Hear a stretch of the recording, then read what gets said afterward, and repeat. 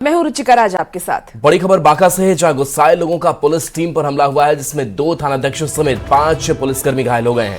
दरअसल सड़क हादसे में ट्रक से दबकर एक 5 वर्षीय बच्चे सहित 3 मवेशी की मौत हो गई। इस घटना से आक्रोशित लोगों ने जमकर बवाल काटा। घटना बौंसी थाना क्षेत्र के भंडारी चक की है। मृतक की पहचान भंडारी चक के कैलाश यादव के बेटे हैप्पी कुमार के रूप में हुई है। घटना की जानकारी मिलते ही परिजन सहित स्थानीय लोग सड़क पर बच्चे का शव सड़क पर रखकर जाम किया। स्थिति की गंभीरता को देखते हुए बौंसी एसडीपीओ के नेतृत्व में बौंसी सहित कई थाने की पुलिस घटनास्थल पर पहुंचकर लोगों को समझाने का प्रयास कर ही रही थी कि लोग आक्रोशित होकर पुलिस के खिलाफ नारेबाजी करने लगे। मामला बढ़ते बढ़ते पत्थरबाजी तक चली गई, जिसमें पंजवारा थानाध्यक्ष एसआई सहित 5 पुलिसकर्मी जख्मी हो गए। सभी जख्मी पुलिसकर्मी को उपचार के लिए बौंसी रेफरल अस्पताल लाया गया है, जहां सभी की स्थिति ठीक है। नागेंद्र हमारे साथ फोन लाइन पर है, न्यूज़ 18 संवाददाता। नागेंद्र, अब हालात कैसे हैं, क्योंकि ये हंगामा बवाल देखने को मिलता रहा? देखिए राहुल, घटना के बाद काफी लोग आक्रोशित रहे और पुलिस भी घटना की स्थिति को देखते हुए देर रात तक वहां पर घटनास्थल पर मौजूद रही। 12:30 से 1 बजे के बीच में बताया जा रहा है कि मामला शांत हुआ और यातायात सुगम हुआ। बताया जा रहा है कि जब घटना हुई तो पुलिस का पॉजिटिव रोल था। पुलिस वहां जाकर परिजनों को समझा रही थी कि घटना होने के बाद जो भी सरकारी प्रावधान है, जो यातायात के तहत जो मुआवजा मिलता है वो दिलवाया जाएगा। लेकिन प्रोटेस्ट में कुछ असामाजिक तत्व थे जो कि रूटिंग करने के बाद पुलिस पर हमलावर हो गए। पुलिस काफी हद तक पॉजिटिव मूड में उस मामले को सॉल्व करना चाहती थी, लेकिन असामाजिक तत्वों के द्वारा मामला बिगड़ गया। बावजूद पुलिस 12:30-1 बजे रात तक मामले को सलटा ली है और अब पुलिस मामले की जांच कर रही है कि आखिर जो रात में प्रोटेस्ट हुआ उसके पीछे कौन असामाजिक तत्व थे। अब उनकी गिरफ्तारी, उनके विरुद्ध कार्रवाई करने के मूड में लग रही है पुलिस। जी, चलिए, शुक्रिया इस अपडेट के लिए आपका।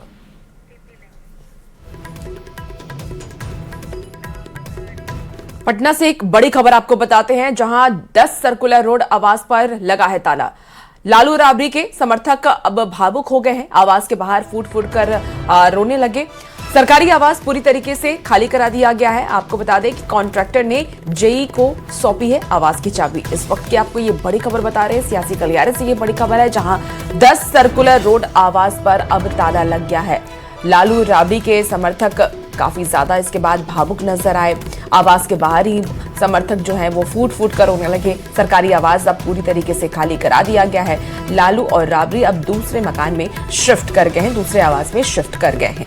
तो आपको ये इस वक्त की बड़ी खबर बता रहे हैं। पहले उनकी सुरक्षा भी घटाई गई थी, लेकिन अब दोबारा से Z+ की सुरक्षा दे दी गई है।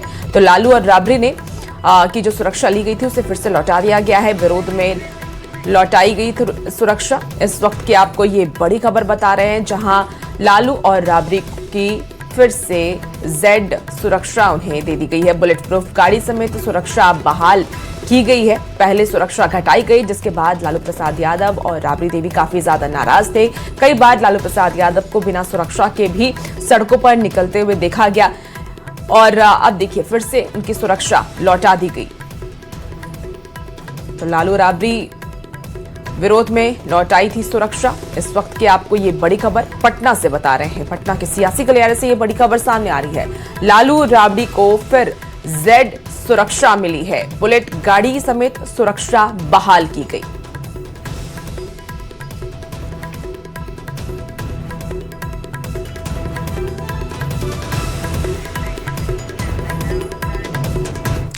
पटना से बड़ी खबर, जहां 10 सर्कुलर रोड पर ताला लग चुका है। लालू राबड़ी समर्थक जो हैं वो भावुक हो गए। आवास के बाहर फूट फूट कर समर्थक रोने लगे। सरकारी आवास पूरी तरह से अब खाली किया गया है। कॉन्ट्रैक्टर ने जेई को आवास की चाबी सौंप दी है। तो बड़ी खबर पटना से, जहां 10 सर्कुलर रोड आवास पर ताला लगा हुआ है। बढ़ते आगे अब बात भरत तिवारी एनकाउंटर मामले को लेकर, जहां 2 केंद्रीय मंत्रियों की अलग अलग राय ने सियासत को गरमा दिया है। एक तरफ चिराग पासवान पीड़ित परिवार के आंसू पोंछने उनके घर बिलौटी पहुंचे और न्याय का भरोसा दिया। वहीं दूसरी तरफ सरकार के ही एक और बड़े सहयोगी और केंद्रीय मंत्री जीतन राम मांझी ने इस एनकाउंटर को पूरी तरह से सही ठहरा दिया है। रिपोर्ट आपको दिखाते हैं।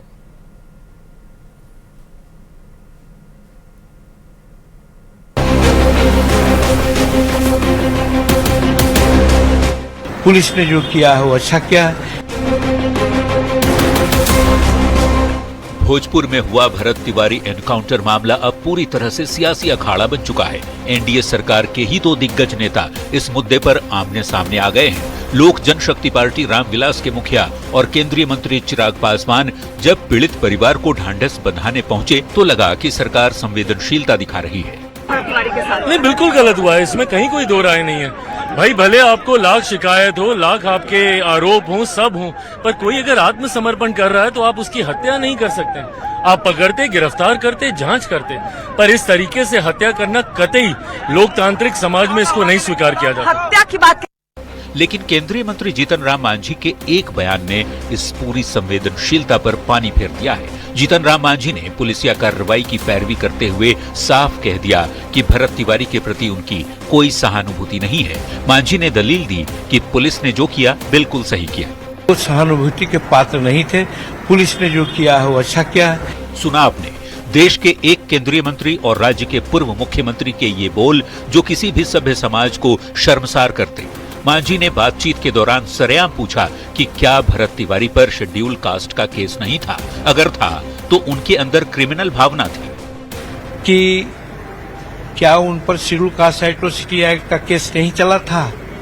अगर शेड्यूल कास्ट एट्रोसिटी एक्ट का केस चला था, इसका मतलब है कि जरूर शेड्यूल कास्ट और लोगों के प्रति अपना कोई ऐसा क्रिमिनल भावना उनमें थी। वाह मांझी जी वाह, क्या अद्भुत तर्क है आपका। यानी आपके मुताबिक जिस किसी पर भी मुकदमा दर्ज हो पुलिस उसे सड़क पर गोली मारती। क्या देश का संविधान और अदालतें बंद कर दी जाएं? क्या पूर्व मुख्यमंत्री को नहीं पता कि आरोपी और अपराधी में फर्क होता है? या मांझी जानबूझकर जाति का रंग देना चाहते हैं और दलित कार्ड के नाम पर अपनी सियासी रोटियां सेकना चाहते हैं? इतना ही नहीं, उन्होंने कहा अगर वे विक्षिप्त थे तो हाथ में रिवॉल्वर कहां से आया, पुलिस पर रिवॉल्वर क्यों ताना? अगर पुलिस को मारना ही होता तो खोपड़ी या सीने में मारती, पैर में क्यों मारती? और उन्होंने ताना, रिवॉल्वर दिखलाया। मैं समझता हूं कि पुलिस पर हो क्या मेरे ऊपर अगर कोई रिवॉल्वर ताने, अब हम हाथ में दही जमा करके बैठे रहे, ये नहीं हो सकता है। इसलिए पुलिस ने वहां जो किया सो ठीक किया, एक चीज। और दूसरी चीज, अगर पुलिस को मारना होता तो खोपड़ी में मारता, सीना में मारता। पुलिस ने तो न्याय संगत जो कानूनन होता है, पैर में मारा उसने गोली। इसके बाद जब न्यूज 18 संवाददाता ने पूछा कि एनडीए के ही सहयोगी चिराग पासवान तो पीड़ित परिजनों से मिलने गए हैं, तो मांझी का अहंकार सातवें आसमान पर दिखा। देखिए उन्होंने क्या कुछ कहा। चिराग पासवान जी क्या कहते हैं उससे मेरा कोई मतलब नहीं है, अपना अपना सोच है।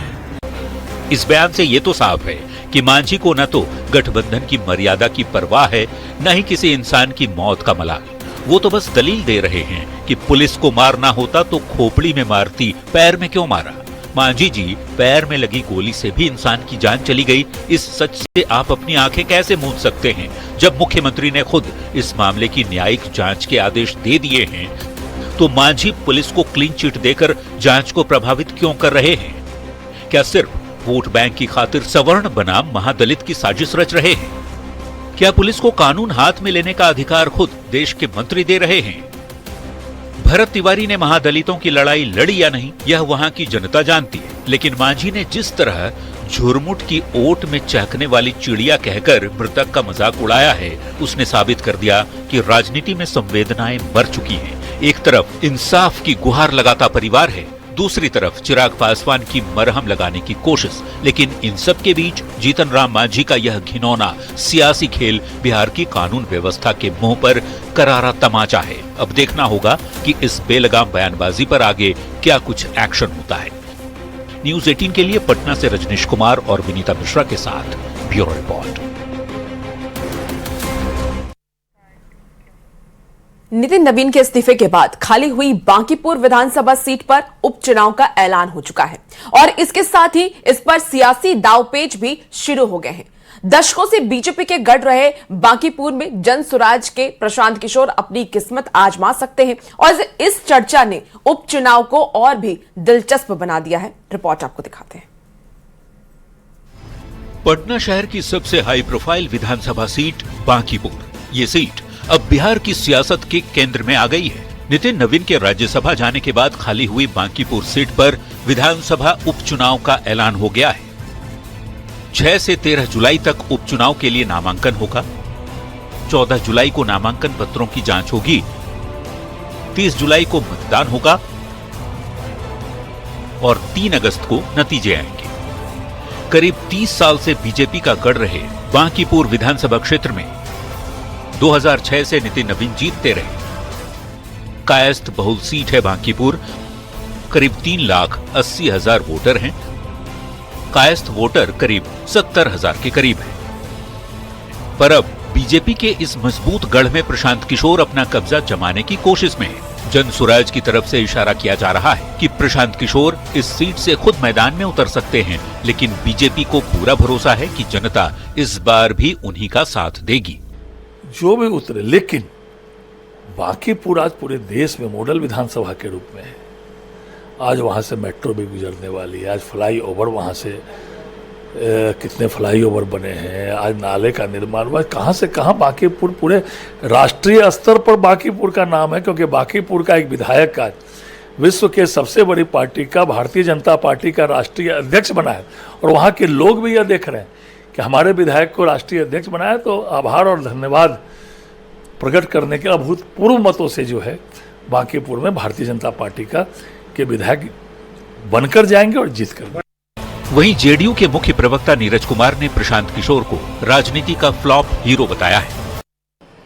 अब राजनीति के फ्लॉप हीरो प्रशांत किशोर भी जोर आजमाइश कर रहे हैं, लेकिन अब तक हिम्मत नहीं हो रहा है बोलने का कि मैं चुनाव लड़ूंगा। तो हमारी उम्मीद है कि प्रशांत किशोर जी अब खोने के लिए क्या बचा है। बांकीपुर उपचुनाव की उल्टी गिनती शुरू हो गई है। अब सबकी नजर उम्मीदवारों की लिस्ट पर है कि कौन किस पर दांव खेलता है। खासकर प्रशांत किशोर अगर वाकई इस सीट से लड़ते हैं तो उनका हश्र इस बार भी 2025 विधानसभा में जनसुराज जैसा होगा या फिर उनकी पार्टी का खाता खुल पाएगा, ये देखना दिलचस्प होगा। पटना से न्यूज 18 के लिए संवाददाता शैलेंद्र कुमार की रिपोर्ट। 10 सर्कुलर रोड आवास खाली करने और कौटिल्य नगर के आवास में शिफ्टिंग के बाद भी विवाद लालू प्रसाद और राबड़ी देवी का पीछा छोड़ता नहीं दिख रहा है। भवन निर्माण विभाग ने राबड़ी आवास के सरकारी सामानों की जांच की तो जेडीयू ने लालू प्रसाद पर कौटिल्य नगर आवास के लिए विधायकों से जमीन लिखवाने का आरोप लगाते हुए बिहार की सियासत गरमाती है। हालांकि आरजेडी ने आरोपों से इनकार किया है, लेकिन आरोपों की राजनीति पर सियासत गरमाती दिख रही है। रिपोर्ट आपको दिखाते हैं। लालू राबड़ी के आवास पर जारी है विवाद। 10 सर्कुलर रोड की भवन निर्माण ने की जांच। आवास के सरकारी सामान का आकलन। अभी इन्वेंट्री तैयार किया जा रहा है। लालू प्रसाद के कौटिल्य नगर आवास पर कोहराम। जेडीयू का आरोप, गलत तरीके से लिखवाई गई जमीन। गुनाह पीछा छोड़ता नहीं है लालू जी। आरजेडी का पलटवार, लालू फोबिया से ग्रस्त है जेडीयू। लालू प्रसाद जी के परिवार के फोबिया से ग्रसित है। आवास का विवाद राबड़ी देवी और लालू प्रसाद का पीछा छोड़ता नहीं दिख रहा है। करीब 20 साल तक 10 सर्कुलर रोड आवास में गुजारने के बाद आखिरकार राबड़ी देवी ने सरकारी आवास खाली कर दिया। कई बार नोटिस जारी किया गया। 29 जून तक अल्टीमेटम भी खत्म हो गया। तब जाकर 2 जुलाई को राबड़ी देवी ने आवास से सामानों की शिफ्टिंग पूरी की। 10 सर्कुलर रोड आवास खाली करने के बाद अब बारी है भवन निर्माण विभाग की, जिसकी टीम एक्शन में दिख रही है। विभाग की टीम आवास में पहुंची और पूरे आवास का मुआयना किया। सरकारी सामानों का आकलन किया जा रहा है और उनकी लिस्ट तैयार भी की जा रही है। मकसद है नए आवंटी को हैंडओवर करने से पहले आवास को पूरी तरह ओके करना। अभी इन्वेंट्री तैयार किया जा रहा है, ठीक है ना। अभी इन्वेंट्री एक बार तैयार हो जाएगी, उसके बाद में आप लोगों को बता दिया जाएगा। अच्छा ठीक है, अच्छा ठीक है। हैंड ओवर कर दिया गया ऑफिशियली। भाई मोबाइल चाबी सर आप लोग को मिल गए। अरे मोबाइल पर हमने हैंड ओवर कर दिया। तो राबड़ी देवी के आवास की जहां भवन निर्माण विभाग की टीम जांच कर रही है, वहीं लालू प्रसाद के कौटिल्य नगर आवास को लेकर नया बखेड़ा शुरू हो गया है। जेडीयू नेता नीरज कुमार ने आरोप लगाया है कि आरजेडी अध्यक्ष ने गलत तरीके से कौटिल्य नगर की जमीन लिखवाई है। नीरज कुमार की माने तो दिवंगत सुधा श्रीवास्तव, बादशाह आजाद, जयप्रकाश यादव और प्रेमचंद गुप्ता से जमीन लिखवाई गई। किसी को मंत्री तो किसी को एमएलसी बनाने का लालच दिया गया। सहकारिता नियम की अनदेखी का आरोप लगाते हुए सीएम से जांच कराकर कार्रवाई की मांग की। इधर आरजेडी ने आरोपों पर पलटवार करते हुए जेडीयू को लालू फोबिया से ग्रसित होने का आरोप लगा दिया। विधायक लोग प्रतीक्षा सूची में थे और लालू यादव पटना के बड़े जमींदार बनने के लिए कौटिल्य का अर्थशास्त्र नहीं पढ़ रहे थे, जमीन कब्जा करो शास्त्र पढ़ रहे थे। गुनाह पीछा छोड़ता नहीं है लालू जी, आपने गुनाह किया है। पूरे तथ्यों के साथ सरकार से आग्रह करेंगे कि पूरे मामले की जांच की जाए। देखिए, एनडीए में बैठे लोग आदरणीय लालू प्रसाद जी के परिवार के फोबिया से ग्रसित हैं। अब जब तक वो लालू जी का नाम नहीं लेंगे तो उनकी राजनीति नहीं चलेगी। तो कुछ लोग अपनी राजनीति की दुकान ही आदरणीय लालू प्रसाद जी के परिवार का नाम लेकर चला रहे हैं।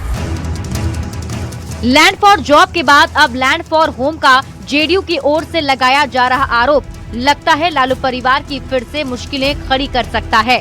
राबड़ी देवी के सीएम रहते जमीन के आवंटन में धांधली का आरोप लालू प्रसाद पर लग रहा है। जेडीयू की ओर से जांच की मांग उठ रही है। अगर जांच होती है तो नए खुलासों के साथ लालू परिवार पर शिकंजा भी कस सकता है। देखना दिलचस्प होगा कि सम्राट सरकार की ओर से फर्जीवाड़े का आरोपों की जांच का आदेश दिया जाता है या नहीं। लेकिन तब तक बिहार की सियासत में मॉनसून की आहट के बीच राजनीतिक रार जारी है। न्यूज़ 18 के लिए पटना से रवि एस नारायण के साथ शैलेंद्र कुमार की रिपोर्ट। इसी बीच देखिए एक बड़ी खबर सामने आ रही है। पटना से 10 सर्कुलर रोड आवास पर अब ताला लगा है। लालू राबड़ी के समर्थक भावुक हो गए। आवास के बाहर फूट फूट कर रोने लगे हैं समर्थक। सरकारी आवास पूरी तरीके से खाली करा दिया गया। कॉन्ट्रैक्टर ने जेई को सौंपी आवास की चाबी। इस वक्त की आपको ये बड़ी खबर पटना से बता रहे हैं, तस्वीरें भी दिखा रहे हैं। 10 सर्कुलर रोड आवास पर देखिए ताला लग गया है और समर्थक वहां पर पहुंचे। इसकी तस्वीर भी आपको इस वक्त टीवी स्क्रीन पर दिखा रहे हैं। तो काफी लंबे समय से लालू प्रसाद यादव राबड़ी देवी इस आवास पर रह रहे थे और जब उनका शासनकाल था उस वक्त इसी आवास से वो बिहार की राजनीति में बड़े पद पर थे, मुख्यमंत्री थे। अब उसके बाद देखिए समर्थकों का रो रो कर बुरा हाल है। समर्थक देखिए आवास के बाहर फूट फूट कर रो रहे हैं। तो भगवान को यहाँ से निकाल दिया। महाराज भी याद है, हमारे ये मंदिर है। आप हमारे भगवान लालू यादव जी आज भी दिल में बसते हैं। सम्राट चौधरी जी, आप वहाँ से कैसे निकाल पाइएगा?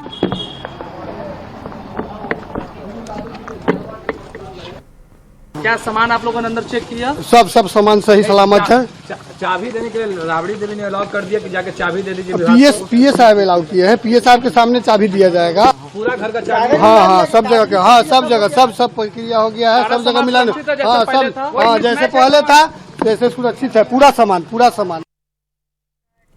सम्राट सरकार की जीरो टॉलरेंस की नीति अब जमीन पर अपराधियों के लिए काल बन चुकी है। राज्य में कानून का राज स्थापित करने के लिए पुलिस और एसटीएफ की टीमें अब on the spot action mode में है। पिछले 24 घंटों के भीतर 2 अलग अलग जिलों समस्तीपुर और सीतामढ़ी में पुलिस और अपराधियों के बीच मुठभेड़ हुई है। पुलिस की जवाबी फायरिंग में कुख्यात बदमाश घुटनों पर आ गए हैं। रिपोर्ट आपको दिखाते हैं।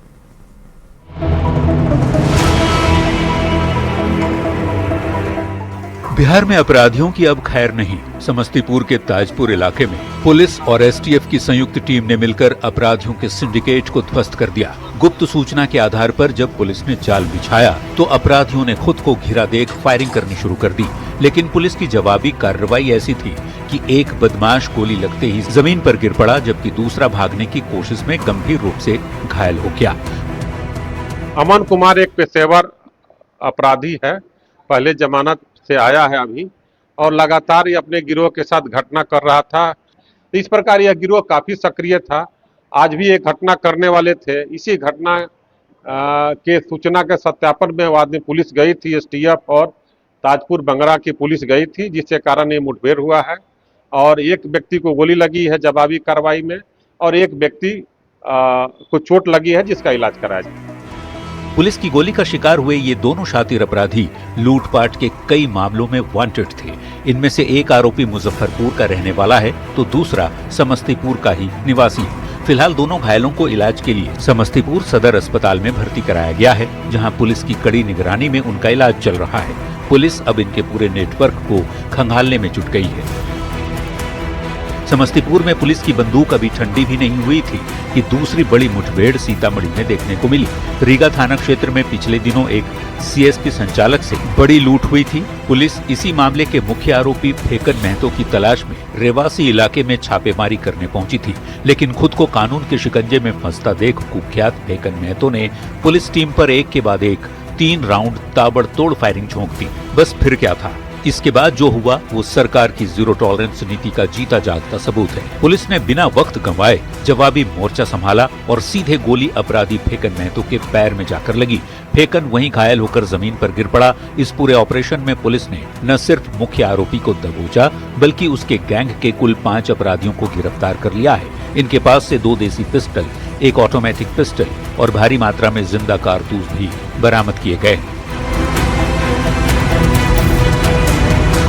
इन दोनों बैक टू बैक एनकाउंटर्स ने साफ कर दिया है कि बिहार में अब अपराधियों को भागने या बचने का मौका नहीं मिलेगा। सरकार का संदेश लाउड एंड क्लियर है, या तो अपराध छोड़ो या फिर पुलिस की गोली खाने के लिए तैयार रहो। न्यूज 18 के लिए सीतामढ़ी से राकेश कुमार और समस्तीपुर से मुकेश कुमार के साथ ब्यूरो रिपोर्ट। फिलहाल इस बुलेटिन में इतना ही। खबरों का सिलसिला जारी। आप बने रहिए न्यूज 18 के साथ।